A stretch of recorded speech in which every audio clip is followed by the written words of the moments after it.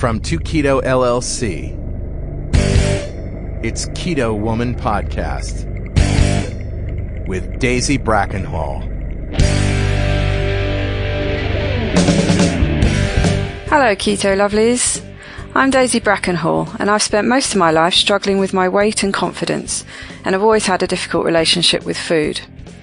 Even when I finally got to my target weight after weight loss surgery and eating low carb, I couldn't maintain it and I was miserable. Keto has given me the freedom to fall in love with food again without the constant gain, loss, guilt, virtue cycle of before. Health and happiness is where it's at now, running on fat. Welcome to the Keto Woman Podcast. Each week I'll be chatting to inspirational women, maybe the odd man, to discover the secrets to their success. I'm not a doctor and most of my guests won't be either, so we can't offer you medical advice.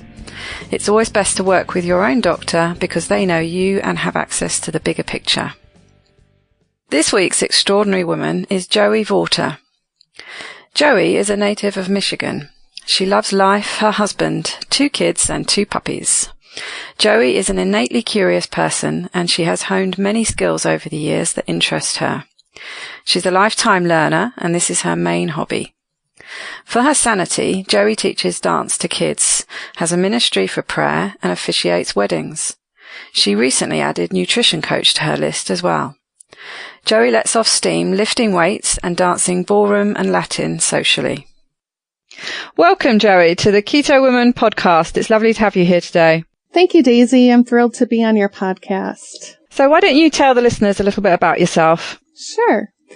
I'm Joie Vawter, as Daisy said. I love my life. I have a pretty good life that I've been blessed with. I have a wonderful husband of 19 years. I have 2 children, a son who is 15 and a daughter who's 13 and a half. And this past year, we have rescued and adopted 2 puppies, so they fill my life up as well. I'm an innately curious person. I always have been. So I've honed many skills over the years that have interested me. And I consider myself a lifetime learner because of that. And I consider learning to be my main hobby. First and foremost, though, I do manage my home and take care of my children, and my husband and my puppies. But for my sanity, I do get out there and I teach dance classes to kids. I have a ministry for prayer. I do prayer visitations and pray with people. And the other really fun thing I get to do, because I'm a minister, is I get to officiate weddings. And recently, because of keto, and learning this way of eating and loving it and seeing what it's done for me, I've become a nutrition coach and put that on my list as well. And in addition to letting off steam for myself, I lift weights 3 times a week and I go dancing in the ballroom and Latin world, and I do that socially. Fabulous. I absolutely love Strictly Come Dancing on UK TV. I think it's called Dancing with the Stars over there. It's one of my favourite programmes. I love it. I'd love to be able to dance like that. You should give it a try. Oh. You could do it. If you can walk, you can do it. That's what I tell everybody. Okay. I promise. I'm not sure I have all the moves, but, and do you do all the dances? Are there favourites you have? I do all of them except for one. And my favorite is Ballroom Hustle. That's my absolute favorite. And my favorite smooth dance is Foxtrot. But I do love any type of good Latin dancing. Yeah, Latin's my favorite. Ballroom Hustle, though, that sounds interesting. What's Ballroom Hustle? It can be done to all your popular top 40 music, pretty much. It's 1, 2, and 3 is the count. So it's basically 4 steps. And it's just rocking back and forth, and you do a lot of turns. You can do a lot of partner sequencing. So basically, when you look on Ballroom, Strictly Come Dancing or Dancing with the Stars here in America, anytime pretty much that the partners separate and do synchronized dancing, they're doing 1, 2, 3, 4, or 1, 2, and 3. that is all in the Ballroom Hustle base. Right. I see. Yeah. But you can link it up as partners, and it's a lot of turning. But all your dances are almost interchangeable. It's just a matter of where the accent beats are, and basically, or how you move your body. I was going to say the hips. They're always going on about the hips in Latin.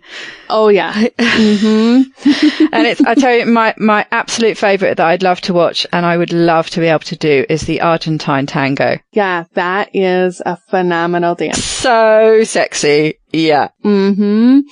Yeah, I dance that only with my husband. Right. But you do dance it. You're going to have to video that one day. I need to see that. Yeah. I don't think I'm as good as video worthy for that one because I dance it with my husband, but that's who I dance that one with. Fabulous. Well, to be honest, when you see it, it looks so intimate. It's that kind of dance, isn't it? Yeah, it is. It is. You really have to give your all and you really have to trust. Yeah. For that one. Definitely. Well, I could talk about Strictly all night, but we're here about keto, really. Yes. Everyone's keto is different.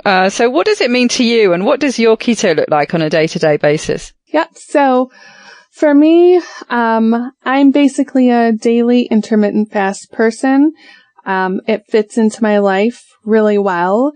And I started that pretty early on in my keto journey. As soon as I felt quite or close to being fat adapted, I jumped into seeing how long I could go without eating. Of course, the bulk of it was while I was sleeping at night. And then in the morning, I would just kind of see how long I could go without eating. And so the first time I did it, I made it 14 hours and I was super thrilled and proud of myself. As I should be, and I think anybody should. Yeah. And then it took me like a month to work up to 16 hours from that point. And, I have no shame in that, and I don't think anybody else should either. And now I usually do a 16-hour fast, and then I give myself an 8-hour window, to eat. And I usually break that up into 2 meals a day. However, sometimes, I'm a little bit hungrier than usual, so I will break it up into more like a 3-meal day on those days, but it's still within the 8 hours. There are times as I'm getting along further into keto and wanting to make sure it stays as a way of life for me that I'm working on allowing myself some days when I'm hungrier than usual to go ahead and start eating earlier if I want, and not necessarily sticking strictly to my 16-8 intermittent fast. And that will happen on Saturdays, usually when my husband makes a really good breakfast and I'm hungry, and so smelling the food, I think, yep, I'm going to go ahead and go up and eat this. Yeah. So my eating window becomes a little bit longer on Saturdays, usually just by an hour to an hour and a half. Can resist the smell of bacon, right? You Exactly. Can't do it, can you? No, bacon and eggs. Oh, I love bacon and eggs. So, and I love that I can eat all of that guilt-free.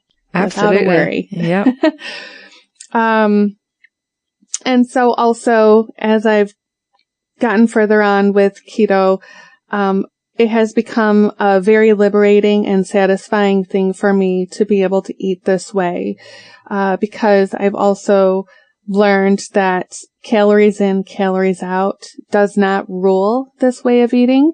It is a guideline, but it does not rule it. What rules it is our hormones, insulin and glucagon. So that has become very liberating and satisfying to me because it's so hard to figure out how many calories do I eat? What am I going to expend? I just feel like we're set up for failure with that thinking. For sure, yeah. Yeah. And so the other benefit of my daily keto and making this a way of life is, I'm no longer hangry. I'm not walking around starving all the time. And I've become, and I've checked with my family to make sure, a nicer person over this past 18 months. And And I brought up that I'm no longer hangry or walking around starving all the time because I did not have diabetic issues or pre-diabetic. I had quite the opposite. I had low blood sugar. My sugar, when I would test it with my grandma, who was type 2 diabetic, my sugar would be like 55. Anytime I tested it, except for if I just ate, and then it would hop up to like 70, 75, but then it would drop right back down, and I mean quickly, right back down to that 55. So I would get nauseated and get the shakes. I would faint because I would go too long without eating because, you know, you're trying to keep your weight down, so don't stuff your face. But I learned that I actually had to eat every couple hours. I had to pack anywhere I went snacks to make sure that I didn't risk fainting while out and about. So coming back to learning about keto, and now that I eat this way, I do not have those issues anymore. That's part of why it's so liberating for me. I don't have to pack snacks. I can go a long time without eating because keto has allowed me to keep my blood sugar stable. Whether it sits at 55 or 60, I don't have any issues anymore since being keto. Right. Yes, I hear quite a lot in what you're saying about perhaps not so much now, but previously it sounds like you had a real need to control what you were eating and when you were eating. And you've mentioned to me before that you used to model. So was the fact that your appearance was very important and tied into what you did for a living, did that influence how and when and what you ate? Oh, yes, very much. I grew up in the dance world.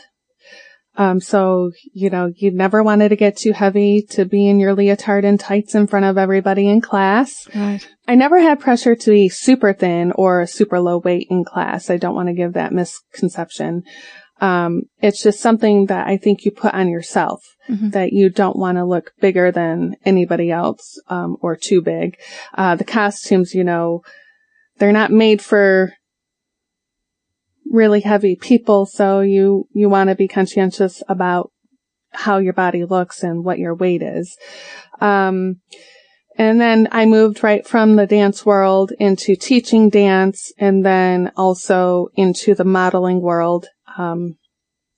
I became a spokesmodel for XM Satellite Radio, and I also was a product specialist on the National Auto Show circuit here in the United States for a car company.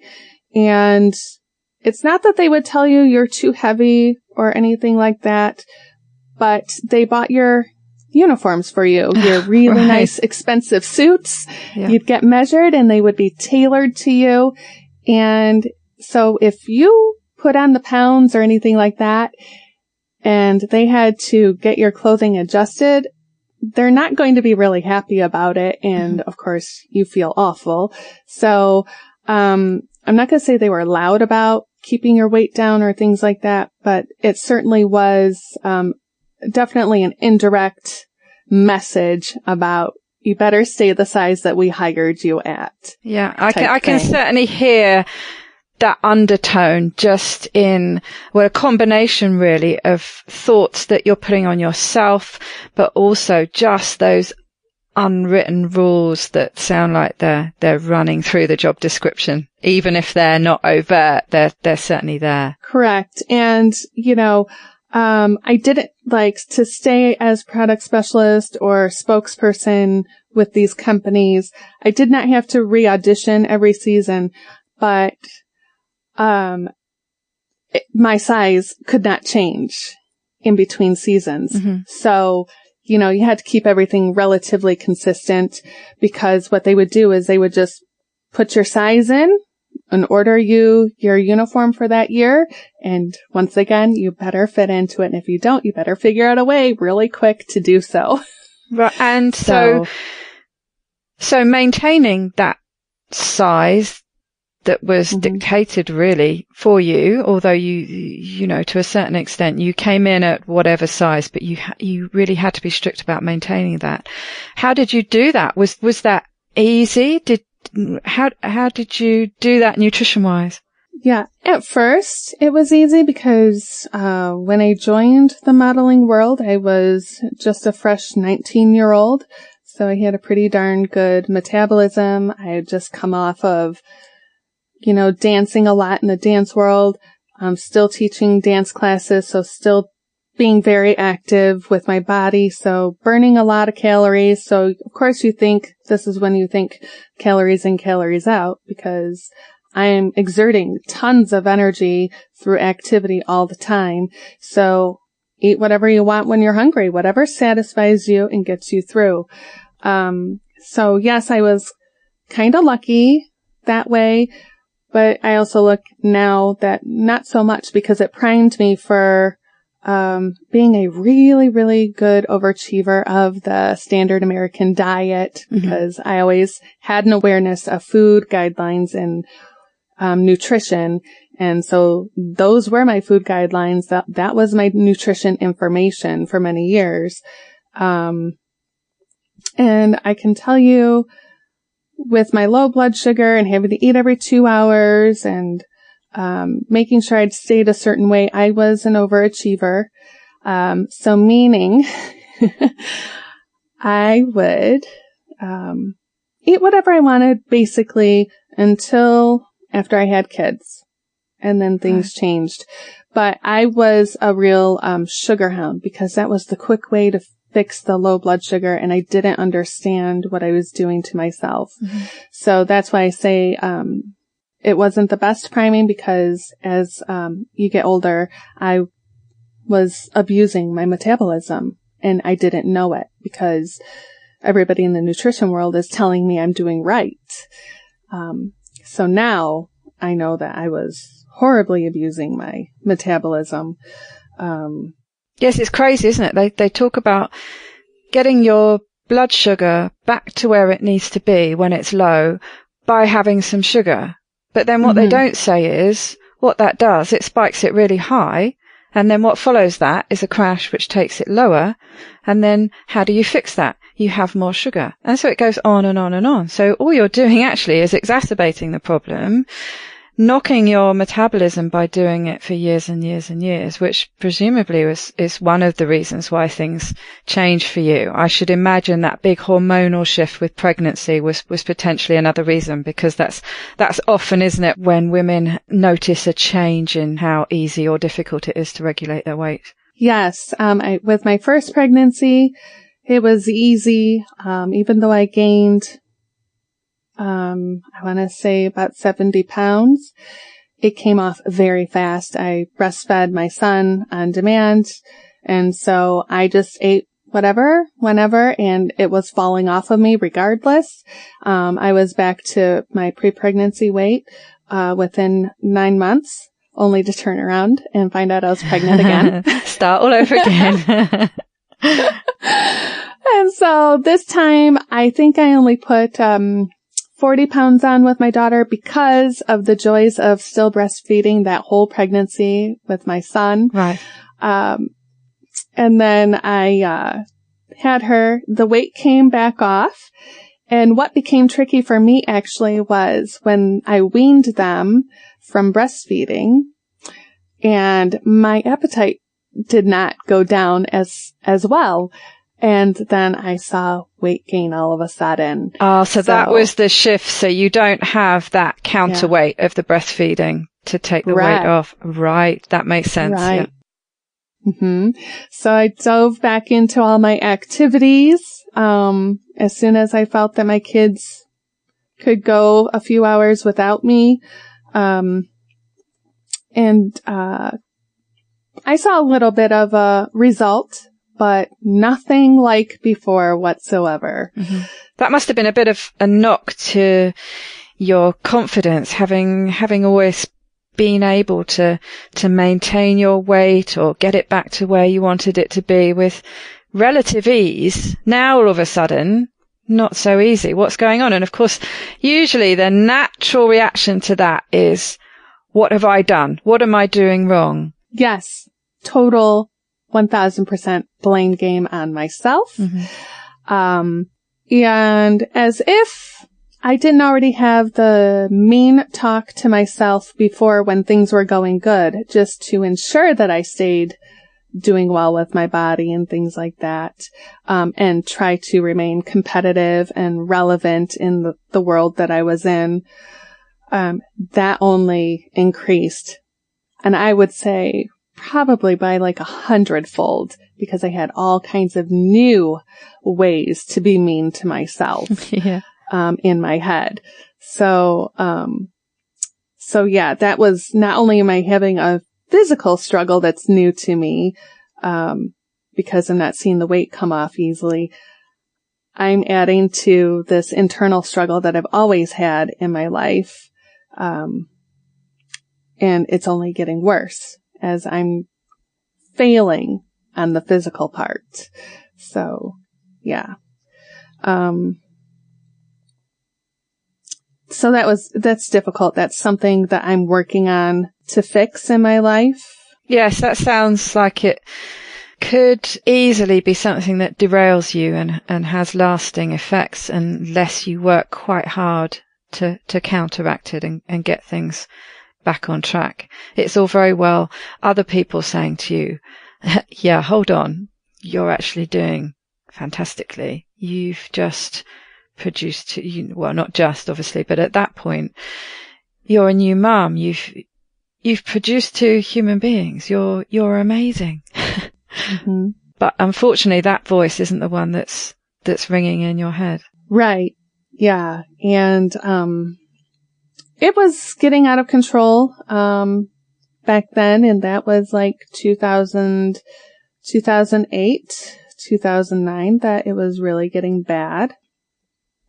And so by then I was desperate because I'm doing all this working out. I'm doing everything I can. Counting calories, I bet, as well. Counting the calories. Eating celery, with nothing else. Yeah. So with all of that, you're hungry, you're hangry. Yes. Yes. And I'm becoming not a very nice person. It was not good. And I was shaky all the time and on edge all the time. And then I had a car accident in 2011, a head-on car accident. And a head-on, wow. Yeah, head-on. And, that's something, yeah. That was a really tough time and a big turning point in my life. I spent 8 months in bed, recovering. So all my activity, all my outside sources were taken away from me.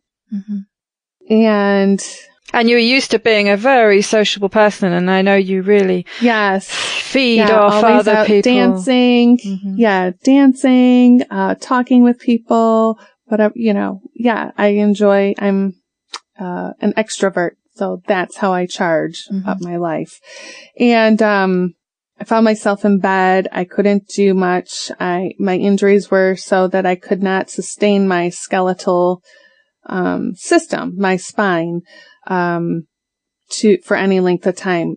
Thank goodness I have a small house. So it was from bed, about 10 steps to the bathroom, do what I needed to do, 10 steps back to bed. It was a lonely 8 months and very depressing because I had no activity. I was hardly eating because I had no activity, and I was gaining weight. Wow. And I thought, how can this even be? I'm like not eating anything, hardly anything, and I'm still gaining weight. So, after I got healed up a bit and, after the 8 months, could do a little bit more activity. I did some Pilates and worked myself into stretching, worked myself into being able to dance a little bit. I saw a little bit of weight loss, but nothing like before. So I was trying to learn how to live with myself, for all those years and still heal because I was in a lot of pain and I was still very limited. As a matter of fact, only in the past 2 years have I felt semi-normal. So I went online because I said, I got to do something. I got to research and figure out what's going on because obviously this way of eating is not working. Activity, I can't keep up that kind of a pace. My body cannot do it anymore. So what am I going to do? So, in early 2016, I was online and I found a trainer who was willing to take my information, analyze it for me, and tell me what he thought. And he was promoting the low carb, high fat way of eating. And that was new to me. So I sent him all my information and he wrote back to me and he told me that, my calorie intake was extremely low, and my activity level was extremely high. So I was very malnourished and, basically starving my body because I was not fueling it properly. And so my body was storing things where it shouldn't be because it had a overload of glucose and excess. And, even though my blood sugar was still low when I tested it, my body wasn't doing what it was supposed to do. So your body was basically adapting your metabolism to fit what you were giving it and survive. Right. Your body will slow down everything to match the calories that you're putting in. So even though I'm doing 800 to 1,000 calories a day, my body is only allowing my body to burn 800 to 1,000 calories a day, if that, because it needs so much more to just function. But I did not know that. I did not know that's how the body worked. So, he taught me about that stuff and, he convinced me really I needed 2,000 calories a day. He showed me just to function, without activity. But I was so afraid that, it was a fight to get me to 1,200 calories. And then he eventually got me to 1,400 calories a day. And then I thought I can't eat any more than that because there's no way, my body is going to shed any weight. So yeah, so you're still really fighting that old belief system. Yeah, I was glued to it. It worked for me for so long. So how could I have not been glued to it? And then of course, betrayed by it, I'm looking for new answers. So I did his low carb, high fat. I reduced my carbohydrates down to, I think it was like 150 a day of carbs. And then I upped the fats. And then the protein I've always left pretty moderate. And it was a slow go. I did see some weight loss, but, it took me 6 months. It took me 6 months to lose 20 pounds.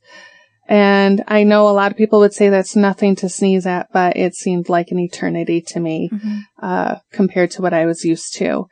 So I continued researching more about this low carb, high fat. And I just happened to come across, the keto diet. Actually, it was, Butter Bob, actually, believe it or not. Oh. Butter makes your pants fall off. YouTube video link. And I thought, really? Okay. Well, I'm already upping my fats and lowering my carbs, and I do feel better. And so he was talking about, how we're eating wrong and things like that. And then further down in the videos, because now I'm jumping down this rabbit hole, I saw the 2 keto dudes and I clicked on them, and it was a link to their website, and then it was a podcast, and then I found, of course, the Facebook group. But I started listening to the podcast, and I started with episode 1. And this would have been in the spring because, I would say around May of 2016, because Carl had just started his journey, in February. So, and he made this podcast as an accountability thing. And that's right. Yeah. I was thrilled because I thought, oh, I get to hear this from somebody who's just starting it out, because that would be me. And you can play along. Yeah. Right. And then, of course, he had the experienced friend on there has been doing it for 2 years, and he's still alive and no heart attack. And so I said, okay, I'm going to listen to this and learn what I can. And so I did from May to the beginning of August. And during that time, I did what is called the carbohydrate step down. I just continued stepping my carbohydrates down during that time, and got confident about keto, got very interested, started talking in the groups to people and things like that. And I think that's quite a nice approach, actually. If you're used to being quite high carb and if it seems really overwhelming and a bit daunting, is just to start knocking things out one at a time that you're used to eating. You know, whatever's easiest to get rid of first. I'm going to get rid of rice. Then I'm going to get rid of potatoes, and then I'm going to get rid of bread, and however you do it. But it is quite a nice, gentle way to ease in. Yes, I agree. And when I talk to people, very many times they're like, well, I can't eat like that. That's impossible. And I say, I thought the same thing. But I just stepped myself down over months. I gave myself the time because I thought, if that really works, I want it to be a way of life for me. So I'm just going to take my time getting there. And then, great approach. Yeah. This is for keeps. I'm going to do it properly. Right. And so, of course, I did give myself a last hurrah when I went to the Upper Peninsula, and I said, just eat whatever you want, Joey, because when we come back from this, we're going whole hog on this keto thing, and we're not going to look back as long as you start feeling better, you start seeing changes. And indeed, that is what happened the second Sunday in August of 2016. I just said, okay, I'm going to keep my carbs total at 40, net carbs around 20, 25, moderate protein for me. So for me, that looks at like 65 to 90 grams of protein.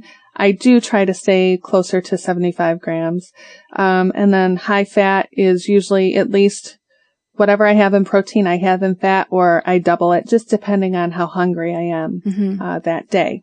So you just adjust it to how you feel daily. Yes. I had NSVs within a week. My body stopped hurting so much. I was able to stop taking the ibuprofen and the Tylenol multiple times in a day. All of a sudden it was once every 2 days, take a couple doses. What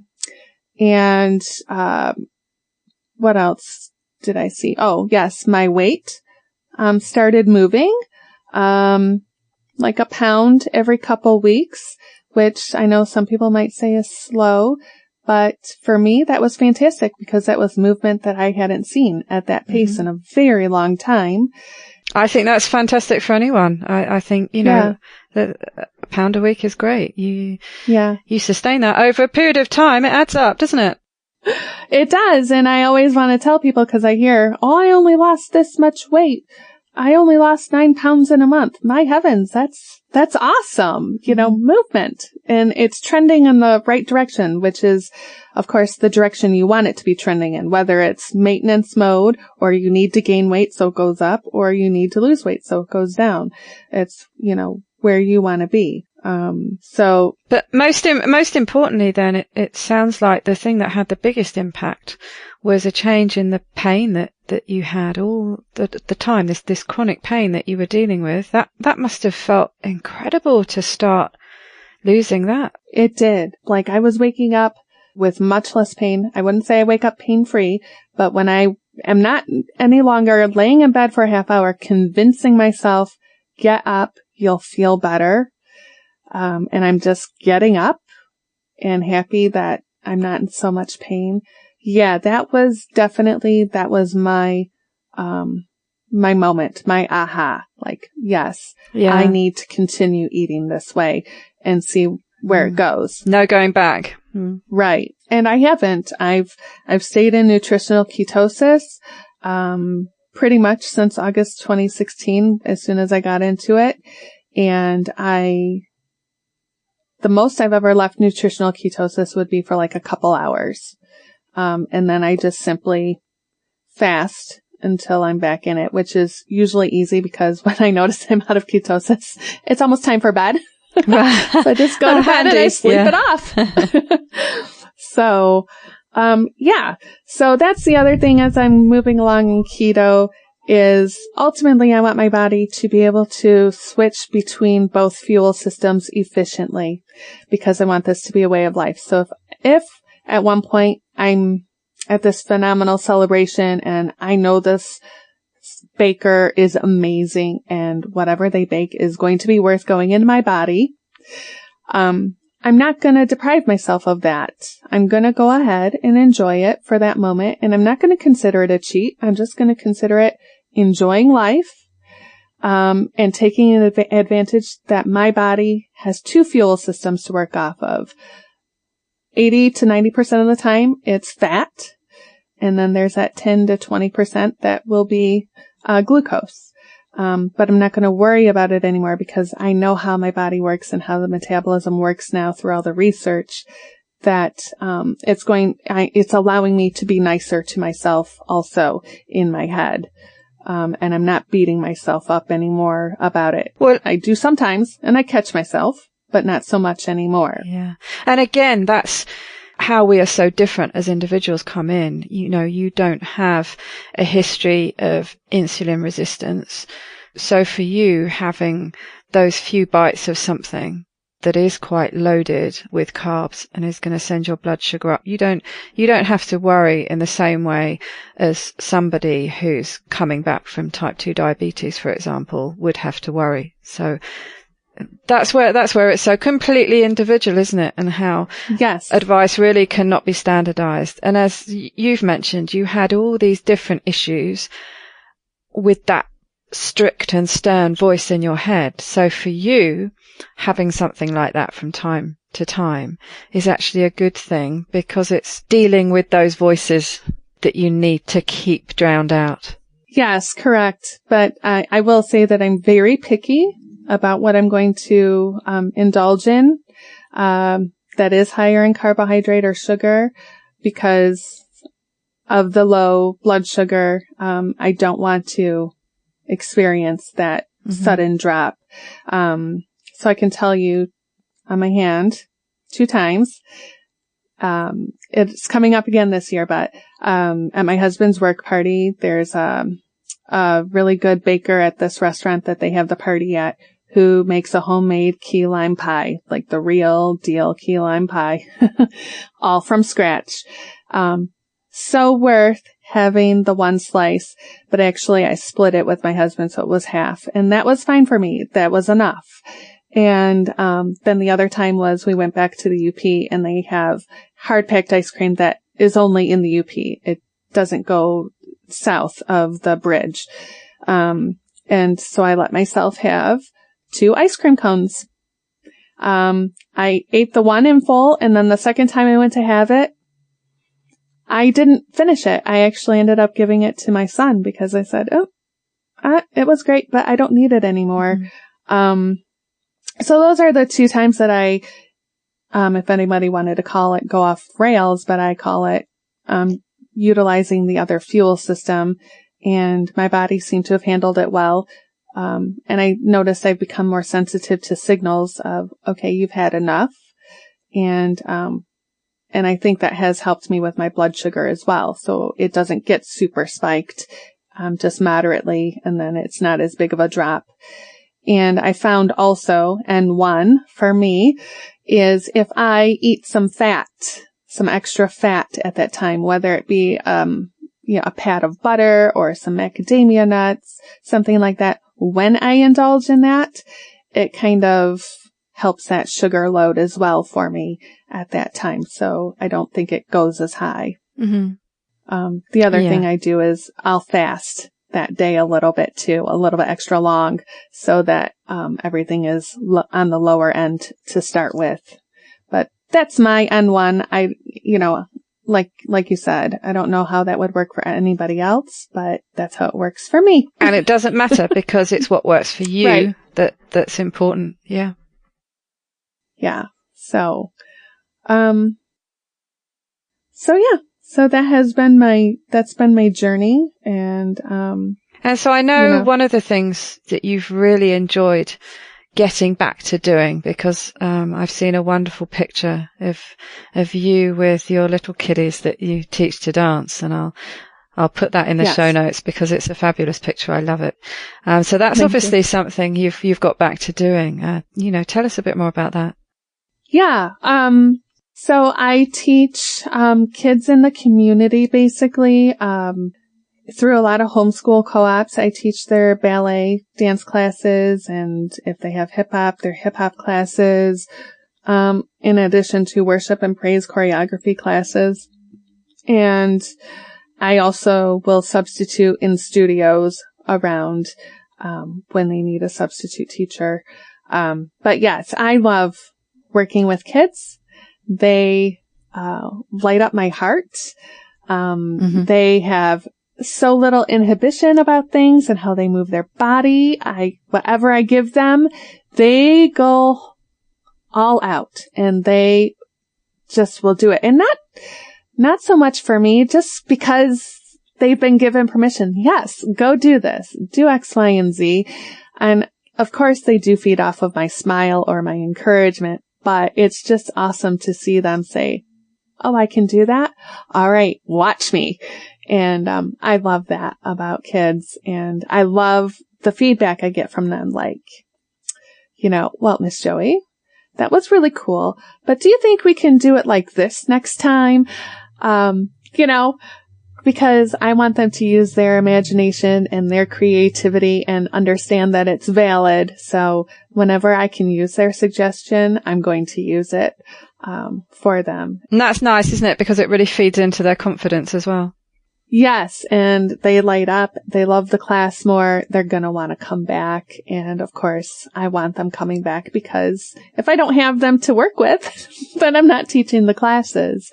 So, and that's where I get a lot of joy, is definitely in the dance world with kids. So. Yeah, and it sounds like, I know we were talking before about how that seems to have some kind of influence on the rest of their life too. The confidence and the freedom of movement they learn in your class seems to have a roll-on effect to other parts of their lives.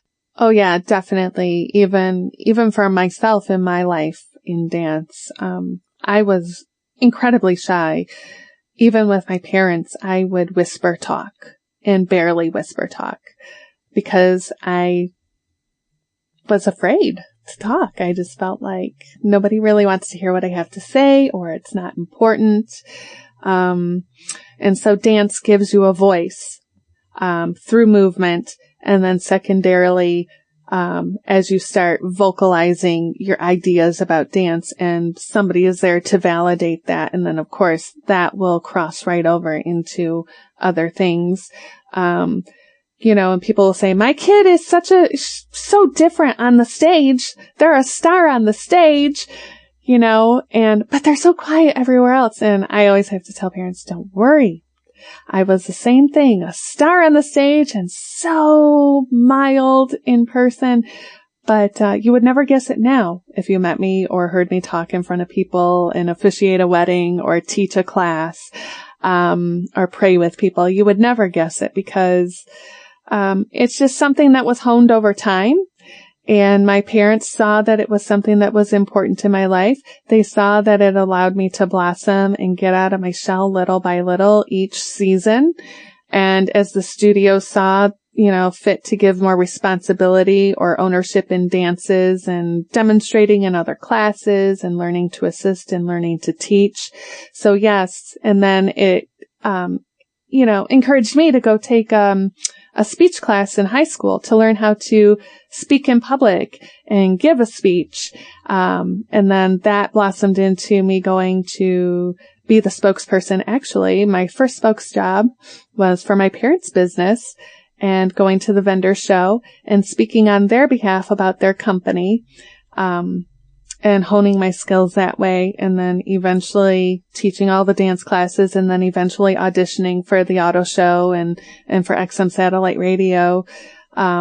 So yes, dance, it's more than just dance class, if I can tell anybody that. It is a whole package deal preparing your kid for life. So I credit a lot to dance. Yeah, you've illustrated that really well, how slowly it just built momentum, and the repetition of it and the joy you got from it just fed into your system and built this confidence over the time that made you think, yeah, okay, so I'm going to try that. I'm going to make my first speech, and oh, now I've done that and I did really well. I'm going to try this, and I'm going to try that, and I'm going to keep going. And that also sounds like it really fed into your thirst for learning new things, new skills. Yes, definitely. And because I'm an extrovert, even though when I was really, really shy and afraid to talk to people, even my parents, I still really needed all of that human interaction. I needed, that tribe, so to speak, to pour into me so that I was energized, because even though I was so shy, and I know it doesn't make sense, I hated being alone. I did not like trying to figure out things to do on my own, because that's not how I was wired, even though I was shy. So yeah, this dance world has opened up the world for me, is the best way I can explain it. And being innately curious, yes, learning new genres, and then learning how the body works, and then of course becoming nutritionally aware, even though it was the wrong nutrition, but still learning and being interested, has fed into me researching and learning about low carb, high fat, and then ultimately keto. So yes, it was a fantastic door that I got to walk through and explore all the very many rooms, so to speak. And the weddings, that sounds like a lot of fun too. You officiate weddings now, is that right? Yeah, that's correct. I do. That is becoming my new favorite role, is wedding officiant, for sure. I've always loved weddings. I've loved my wedding. I would love to relive my wedding over and over again. There was nothing that I would have changed about it. And I've always tried to be behind the scenes somewhere in a wedding, whether it is, because I went to cosmetology school at one point. Hello, the curious lady. I did do makeup professionally for many years. And so I did makeup for brides and their wedding parties. Then it was modeling world. And so I would assist photographers who had weddings, and I would assist them by, doing setups for photo shoots and telling the bride how to stand or what angle would be better, things like that. At my church, when they would have weddings at the church, I would work behind the scenes, helping set up what they would want in the sanctuary to, complement their wedding style that they're going for. So yeah, I've always been chasing working in the wedding world. This sounds like a real passion that's been building as well. And now you get to actually marry people. You're the one who officiates that union. That must just feel incredible. It does. That is the sweet spot, I will say. Out of all the stuff that I've done with weddings, that is definitely the sweet spot. My favorite thing to do with couples, because they get so nervous, is, make them feel like they are the only two that I see. They're the only two in the sanctuary or the hall or wherever we're at. They're the only two important people at this very moment. And that might come back to my being so shy when I was little, that I have this natural gift to kind of draw into this little area, even though we may be surrounded by 300 people. Or recently I just did one at this big mall, because that's where they wanted to get married, because that's where they first laid eyes on each other. And I actually just got a really nice review from the photographer that was there. he even mentioned in his own words that even though we were in this really busy, crowded mall and people were stopping, crowding around all the time, Joey kept that couple so calm that literally we felt like we were just in this little sphere and it was just us. And I thought, yes, that is my goal when I officiate a wedding. I want that couple to feel like for that moment in time, they're my world, they're each other's world, and that's all that matters right then and there. So I was so glad to hear somebody could see that and perceive that, what I've been trying to get across. That's a fantastic compliment, isn't it? What a lovely thing to say. And that really validates your naturally empathetic way of dealing with people. It really validates, what a fantastic job you're doing. Yeah, to get that. And he had only literally met me for 20 minutes. For him to see that in me, I was floored. Like, wow, even though I might not feel like I'm getting it across, that is exactly what I was trying. And so to know that I actually am, I was on cloud 9 for 2 days. Yeah, it sounds like with all the new things that you decide to do, there are development of things that you've done before. They're also a development of experience you have and how you want to use your own experience to help other people, like you're doing now with your Facebook group and the nutritional coaching you're doing. Presumably that's a similar kind of development and now wanting to share and help other people with it. Yes. Yes, my Facebook group, Let's Eat for Real with Joey. I started it because people were asking me, what I was doing, why I was so happy and had so much energy. And I thought it's going to be easier to start a group and just invite them in and explain things there instead of one by one all the time because, time it's always missing or it's hard to come by. And I just thought, I'm going to follow like the 2 keto dudes and have a group and just put it all out there. The information's out there for free, but I will bring it into the group and put it there in front of them and let them read it, watch the videos, ask them questions, let them ask me questions, whatever they want.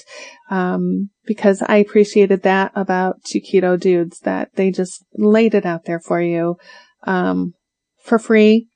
They just, they did all the research, but they compiled it in an area for you. That's why I love the ketogenic forums. And I highly suggest that in my group as well to everybody. And so I just thought, if you can help one person like I was helped, then mission accomplished. So I do. I like to give back as much as I can where I've been helped and where I feel I can actually give back.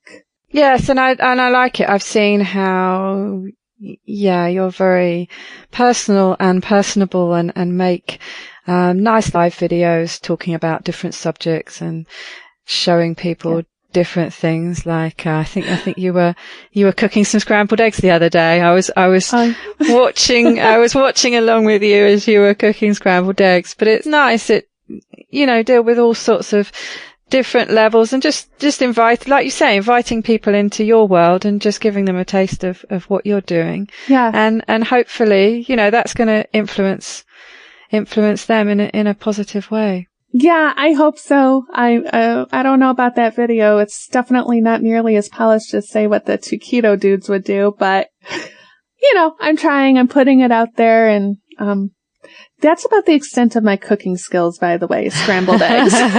Nothing wrong with scrambled eggs.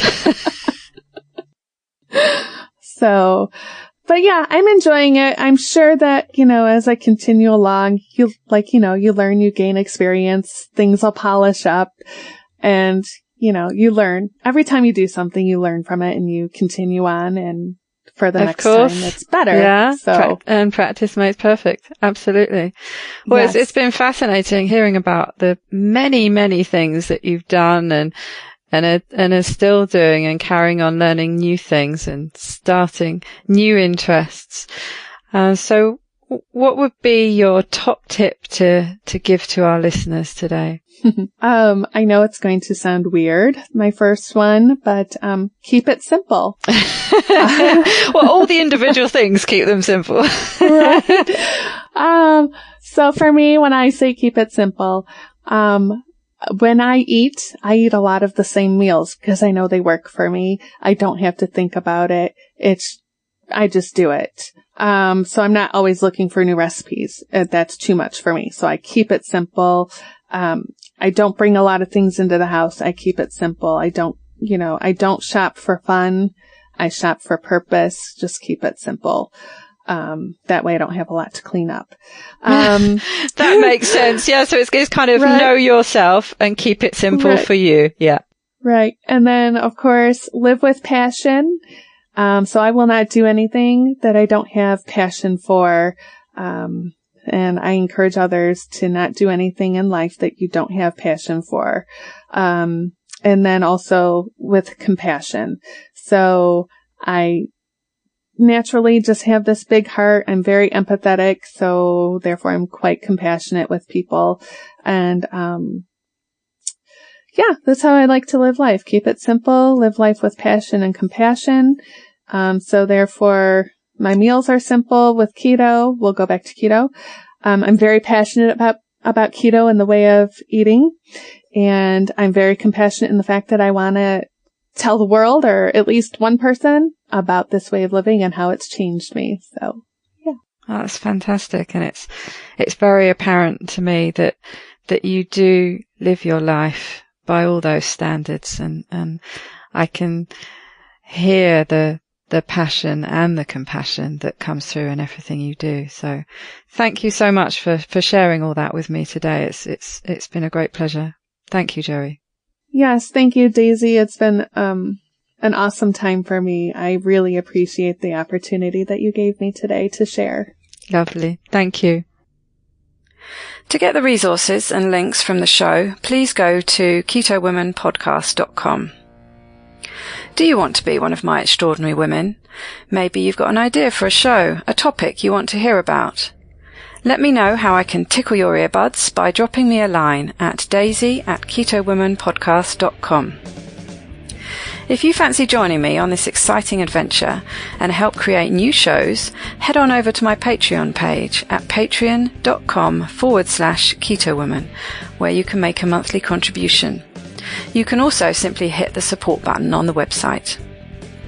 It's thanks to the two keto dudes that I'm hosting this podcast, so please consider heading to their Patreon page at patreon.2keto.com and help them bring you more podcasts like this one. Attributing this week's quote has been a bit tricky, so I'm just going to link to a Quote Investigator article about it instead. I know, cop out, right? Sing like no one is listening. Love like you've never been hurt.